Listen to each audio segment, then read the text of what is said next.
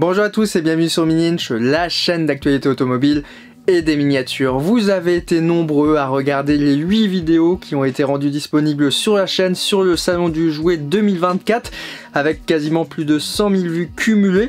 Mais vous l'aurez remarqué, nous n'avons pas parlé de Spark. Et pourtant, Spark dans l'univers de la voiture miniature, c'est un des membres du trio leader des fabricants mondial, puisqu'on va retrouver XO, on va retrouver également Solido Auto. Mais il y a Spark, qui est une des marques qui produit le plus de véhicules miniatures au monde. Et Spark, justement, possède un revendeur qui est situé à quelques kilomètres de Nuremberg. On s'est arrêté avec Guillaume pour vous présenter aujourd'hui la boutique Restland, qui édite quelques petits catalogues que voici. Alors vous l'aurez compris, aujourd'hui on va s'intéresser à des voitures qui coûtent souvent plus de 100 €. Des vrais petits bijoux à échelle réduite, que ce soit du 1,43e ou du 1,18e, avec des modèles surtout Formule 1, WEC, mais on va également retrouver du DTM, du DRM, du WRC, du GT3, bref, de la voiture de course à échelle réduite. Alors je vous emmène tout de suite à la découverte de Restland, c'est parti! Bienvenue chez Restland. Nous sommes ici à 30 minutes de Nuremberg, chez l'un des principaux revendeurs de Spark, et ce depuis 1989. Alors oui, Restland c'est tout simplement une institution en Allemagne. C'est une entreprise qui vend également dans l'Europe entière, et donc c'est pour ça qu'on vous la présente aujourd'hui, parce que au final Restland ce n'est pas uniquement une boutique de vente en Allemagne, c'est aussi une boutique qui propose de nombreuses séries limitées, et ça on va le voir dans la suite de la vidéo, avec toute une gamme de voitures miniatures exclusives Spark. Ça s'appelle les Restland Edition, les Gold Edition exactement. Il y en a d'autres aussi un tout petit peu plus modèles avec les Track Collection. Mais quand même, on est ici sur des miniatures qui sont haut de gamme, et ça se voit dès l'accueil de chez Restland. Ici on est dans le showroom, on va également découvrir le bureau et on va découvrir les stocks. Et comme on peut le voir, il y a du beau. On a ici par exemple également du GP Replica avec les dernières Formule 1 à l'échelle 1/18e. D'ailleurs c'est une marque un tout petit peu obscure, hein, GP Replica. Je ne sais pas s'ils ont vraiment la licence Ferrari, mais... Et si la marque existe encore, puisque visiblement il y a des petits doutes. Ici on a les dernières productions Spark avec des modèles finish, donc c'est-à-dire qui sont souvent peints et décorés d'une manière à ce qu'ils reproduisent la voiture une fois la course terminée. Bon, c'est vrai que c'est un prix qui est un tout petit peu des fois inaccessible pour certains, mais les miniatures Spark, c'est des vraies miniatures de haute qualité, on dira.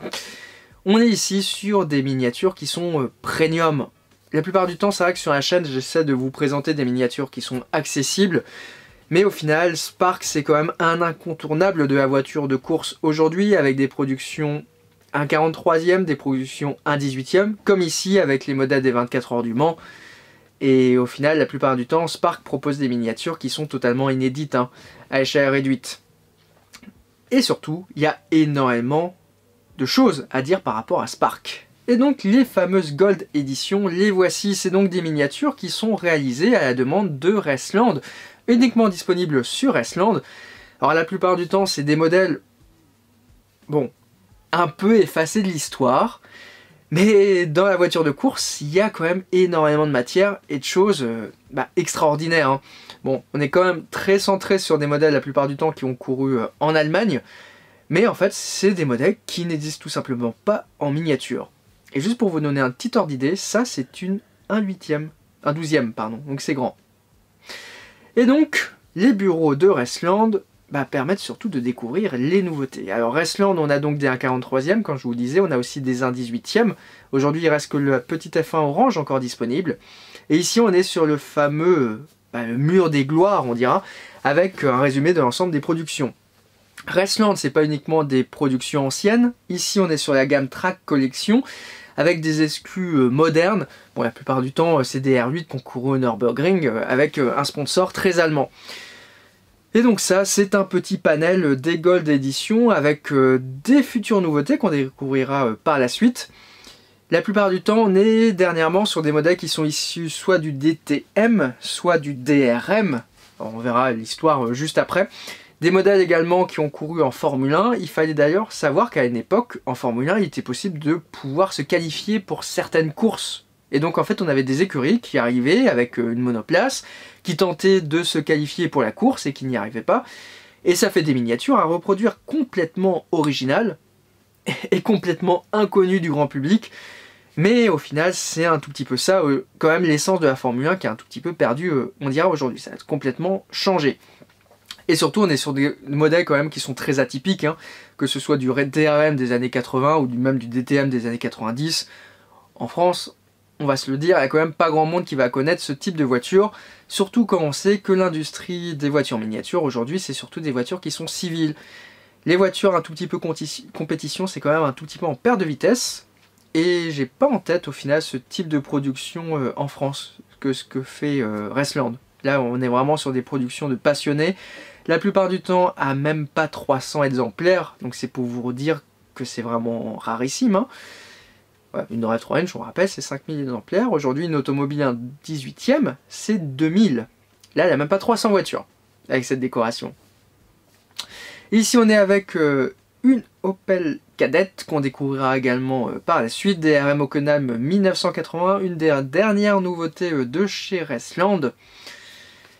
Mais donc, Raceland c'est quand même une institution en Allemagne et cela se voit avec le bureau, une très belle salle de réunion qui permet de décider. Ici on a le bureau de Dustin qui est donc le dirigeant actuellement de Raceland. Et ce qui est intéressant à vous montrer, c'est comment fonctionne au final ce type de site internet qui propose des catalogues. Et donc ici, on est un tout petit peu dans l'envers du décor. C'est ici que sont réalisées les différentes photos qui vont servir pour les catalogues, pour la mise en place sur le site internet. Et les miniatures Spark, c'est des miniatures qui sont fragiles, et donc elles sont toutes dévissées. Alors ici, on va retrouver les miniatures qui courent au Japon, avec une série un tout petit peu spéciale, on pourrait dire, c'est Super GT. Chez Raceland, on a également du TSM. La plupart du temps, en fait, TSM va sur des licences que n'a pas Spark. Schuco, bah tout simplement aujourd'hui c'est Spark, voilà. Et on a aussi du Spark un peu classique avec des voitures souvent inconnues, mais on a une très belle petite Alpine quand même ici, ça change, et puis des Formule 1 pour les plus, on va dire, connaisseurs. On a également du beau 1/18e, et c'est vrai que quand même dévisser chaque miniature, prendre en photo et les revisser, c'est un travail qui est juste titanesque. Il faut également savoir que la plupart du temps sur les F1 anciennes, il y avait des décalques, des sponsors à poser, et donc il faut les poser pour avoir des meilleures photos. Je vous parlais tout à l'heure des Gold Edition de chez Raceland, et voici, alors en avant-première, 3 futures nouveautés. Les 3 autres, c'est des nouveautés qui sont sorties très dernièrement. Alors j'ai été chercher l'historique des voitures, hein, puisque je les connais pas forcément, on va dire c'est pas forcément ma génération, hein, mais on est quand même sur des modèles qui sont atypiques, relativement intéressants. On est ici sur une BM M3 E36 du DTM de Norrisring 94 avec la décoration DHL. Lager c'était une 325i, Norrisring 93. Norrisring c'est un super circuit d'ailleurs, j'avais été voir le DTM, génial.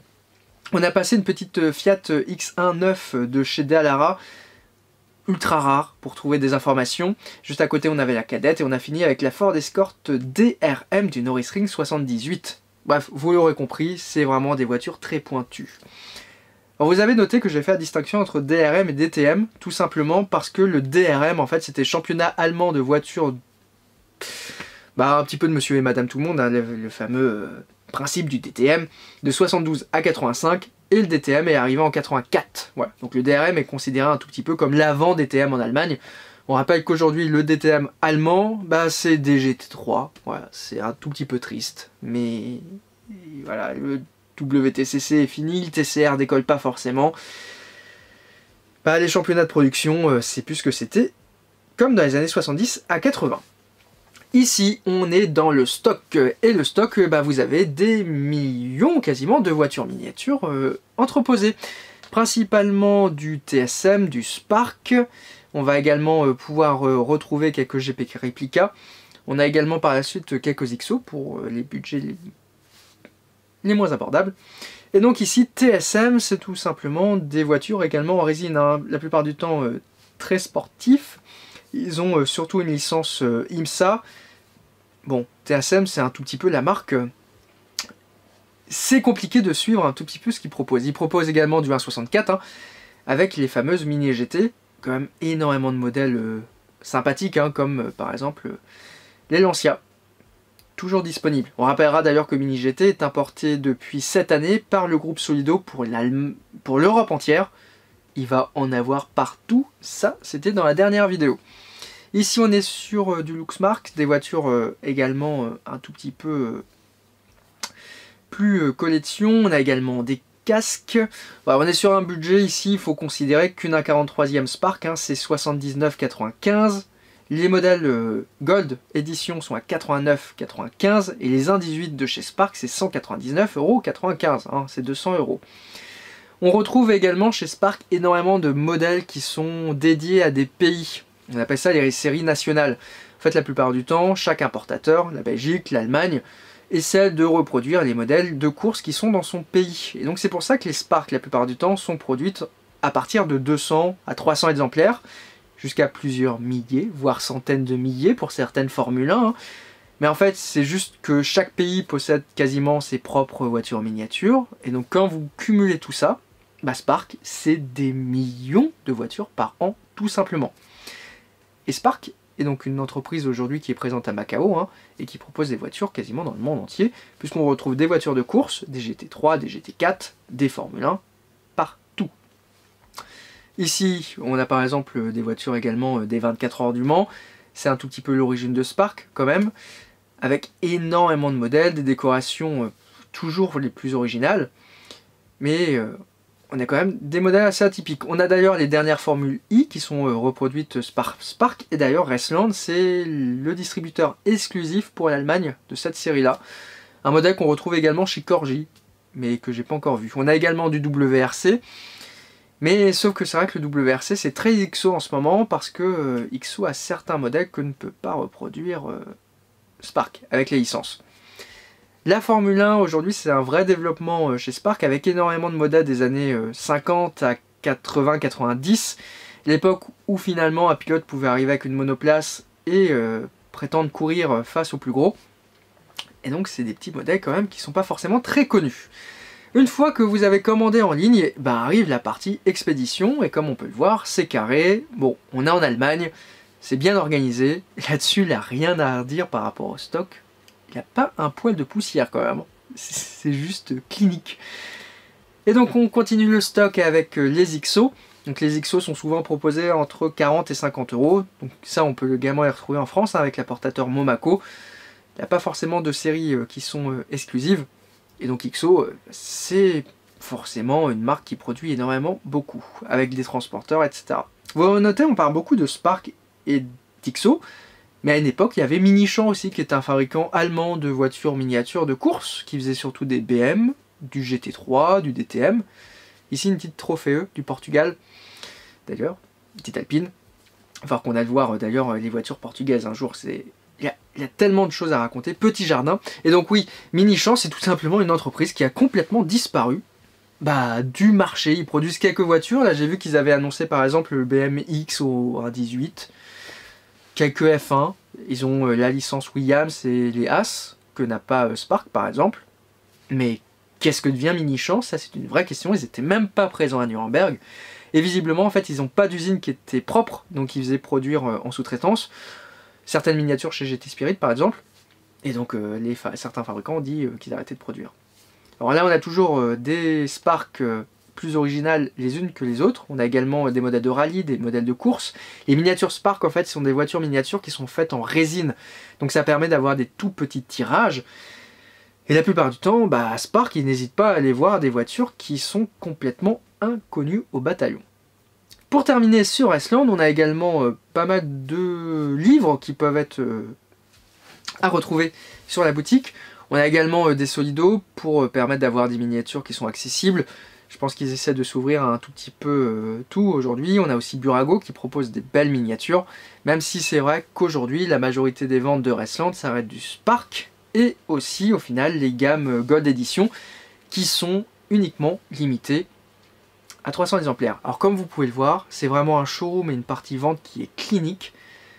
Et dans tout cas, j'espère que cette visite vous aura plu de Raceland. N'hésitez pas à aller consulter le site internet et consulter Mininj pour découvrir toutes les miniatures Raceland. Et merci à Guillaume également pour la captation de ce superbe film. C'est donc la fin de cette vidéo, merci de l'avoir regardé. Vous êtes de plus en plus nombreux sur la chaîne, alors abonnez-vous si ce n'est déjà pas fait.